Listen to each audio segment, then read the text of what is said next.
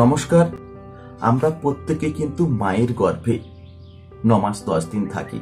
তারপর একটা শুভ সন্ধিক্ষণ, শুভ জন্মলগ্নে আমাদের জন্ম হয় এই পৃথিবীতে। আমরা পৃথিবীর সমস্ত সুখ স্বাচ্ছন্দ্য প্রকৃতিকে উপভোগ করি। করতে করতে আমাদের জীবনটা একসময় পৌঁছে যায় বার্ধক্যে। সেই বার্ধক্যে এসে আমাদের মাটি আর লাঠি হয় জীবনসঙ্গী। আমাদের শরীরে নানা রকম রোগ ব্যাধি বাসা বাঁধে। তার মধ্যে অন্যতম যে রোগগুলো বার্ধক্যজনিত রোগ থাকে তাদের মধ্যে হচ্ছে আর্থারাইটিস বা বাত। আমাদের শরীরের বিভিন্ন জয়েন্টে বা সন্ধিতে নানা রকম ব্যথা যন্ত্রণা সৃষ্টি হয়। আমরা ঠিকঠাকভাবে চলতে পারি না।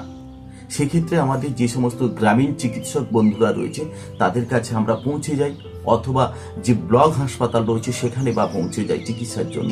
সেখানে না হলে সরকারি মেডিকেল কলেজ যে সমস্ত কলকাতায় রয়েছে সেখানে গিয়ে চিকিৎসা করি। এই ব্যথানাশক ঔষধ, নার্ভের ওষুধ খেয়ে আমাদের সেই রোগের নিরাময় হয়। কিন্তু কিছু ক্ষেত্রে দেখা যাচ্ছে এখন গ্রামে বা শহরতলিতে কিছু কিছু মানুষের কানে দেখবেন একটা সাদা সুতো দিয়ে একটা শিকড় বা গাছের ডাল ছোট্ট করে ঝোলানো থাকে। তাদের আমি জিজ্ঞেস করেছিলাম এগুলো ঝোলানোর কারণ কি। তারা উত্তরে যে কথা বলল, এই শিকড় বা সাদা সুতো দিয়ে যে শিকড় ঝোলানো থাকে তাদের বাতের সমস্যা, আর্থারাইটিস সমস্যা, এমনকি পাইলসের সমস্যা দূর হয়ে যায়। সাদা সুতো দিয়ে শিকড়টা বাঁধলে রোগ মুক্তি হয়, তাদের জীবনে শান্তি হয়, তাদের ব্যথা যন্ত্রণা থেকে তারা মুক্তি পায়। তাহলে আমরা কোন পথে যাব? ব্যথা যন্ত্রণার জন্য আমরা পেন কিলার বা নার্ভের ওষুধ, ব্যথার ওষুধ খাবো, না কানে সুতো আর শিকড় বাঁধবো? এই সকল নানা প্রশ্নের উত্তর খোঁজার জন্য আমি একজন ভদ্র মহিলার কাছে গিয়েছিলাম। তিনি যে কথা জানালেন শুনবো, তা সেই কথা। আচ্ছা, কি নাম বলুন আপনার? নারায়ণী মন্ডল। আচ্ছা, আপনার কানে আমি দেখছি একটা বাঁধা রয়েছে, একটা শিকড় না গাছ বাঁধা রয়েছে। এটা দেখান, এই ক্যামেরার দিকে ঘোরান। এটা দেখুন আপনারা, ওনার কানে একটা শিকড় বা গাছ বাঁধা রয়েছে। তার কারণ হচ্ছে ওনার কিছু সমস্যা রয়েছে। সমস্যাটা কি না, সমস্যা হচ্ছে পায়ের হাঁটুতে ব্যথা, কোমরে ব্যথা এবং কিছু নার্ভের সমস্যা হয়, হাঁটতে চলতে কষ্ট হয়। তার জন্য কানে এইটা বাঁধায়, তাই তো? কান ছিদ্র করে বেঁধে দেওয়া আছে, একটা সাদা সুতো, কিছু গাছের ডাল কিংবা শিকড় হবে। এইটা দেখুন আপনারা, আমি দেখানোর চেষ্টা করছি। এই হচ্ছে ওনার কানে বাঁধা, এইটা এই হচ্ছে ওনার কানে বাঁধা এইটা। তো এটা কোথায় কিভাবে বেঁধেছিলেন আমায় বলুন, এটা কোথায়? মগরাহাট নন্দতলা বাজার। মগরাহাট নন্দতলা বাজার, ননতলা বাজার। ওখানে কি নিয়ম কানুন কি আছে? এটা বাঁধলে কি মানে নিয়ম কি আছে?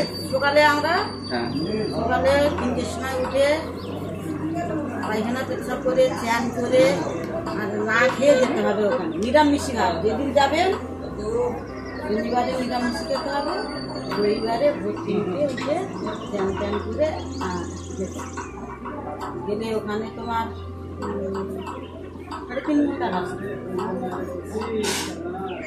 ওখানে গিয়ে ওই বাতাসা মিষ্টি বিক্রি হচ্ছে, ওখান থেকে 10 টাকা নিয়ে আর মন্দিরে ঢুকে পুজো দিয়ে আর মন্দির ঢুকে গেলাম, গেলে ওই কানে ওষুধ দিচ্ছে।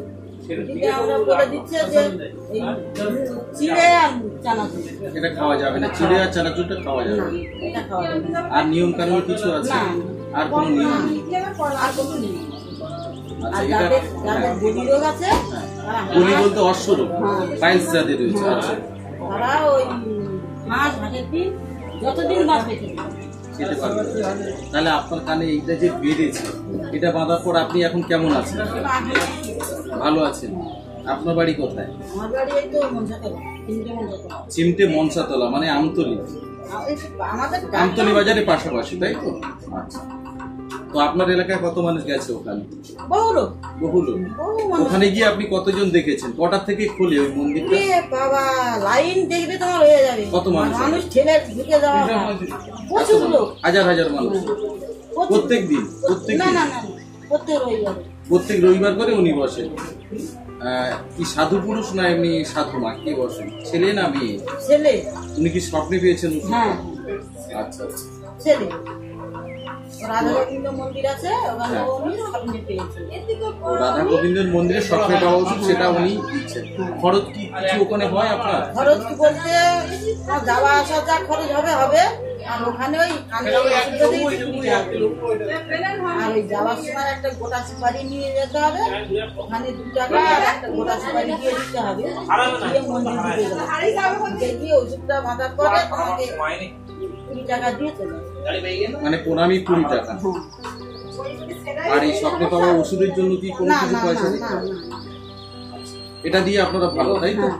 ঠিক আছে মা, ভালো থাকবেন, ঠিক আছে। পরিশেষে একটা কথা বলার, বর্তমান বিজ্ঞানের যুগে মানুষ যেখানে মঙ্গলে পৌঁছে গেছে, চাঁদে পৌঁছে গেছে, সেখানে কিন্তু আজও আমরা পড়ে আছি মাতলি কবচে। একটা কানের সুতো বেঁধে বা শিকড় বেঁধে, জানি না তার কতটা ব্যথা দূর হয়, বাতের ব্যথা চলে যায়, পাইলসের সমস্যা দূর হয়, সেটা আপনারা বলতে পারবেন। তাহলে সত্যিকারে কি মেডিকেল কলেজের প্রয়োজন আছে? ব্যথার ওষুধের প্রয়োজন আছে না নার্ভের ওষুধের প্রয়োজন আছে, না কোনো নিউরো সার্জনের প্রয়োজন আছে, না কোনো নিউরো ডাক্তারের প্রয়োজন আছে, না গ্রামীণ চিকিৎসক বন্ধুর প্রয়োজন আছে? সম্পূর্ণ ব্যাপারটা আপনাদের উপর ছাড়লাম। আমার যেটা মনে হয়, আপনার ব্যথাজনিত পাইলসের সমস্যা যাই হোক না কেন, প্রথমত হচ্ছে একজন অভিজ্ঞ ডাক্তারের পরামর্শ নিয়ে তার সুচিকিৎসা হওয়া প্রয়োজন, এবং যাতে আপনি সুস্থ থাকবেন। আপনি কানে সুতো বাঁধুন, তাতে কোনো আমার যায় আসে না। তাতে যদি আপনার রোগ মুক্তি হয় তাহলে আপনি বাঁধতে পারেন, কিন্তু তার সঙ্গে একটা অনুরোধ, চিকিৎসকের পরামর্শ নিন। আজকের এই ভিডিও কাউকে ছোট করার উদ্দেশ্য বা কাউকে কোনো রকম অসম্মানজনক নয়, এটা জাস্ট আমি দেখেছি তাই করলাম। বার্ধক্যজনিত সমস্যায় প্রত্যেকে মুক্তি পান, ভালো থাকুন, সুস্থ থাকুন। সকলকে আরও একবার নমস্কার, ধন্যবাদ। সকলে সুস্থ থাকুন, ভালো থাকবেন।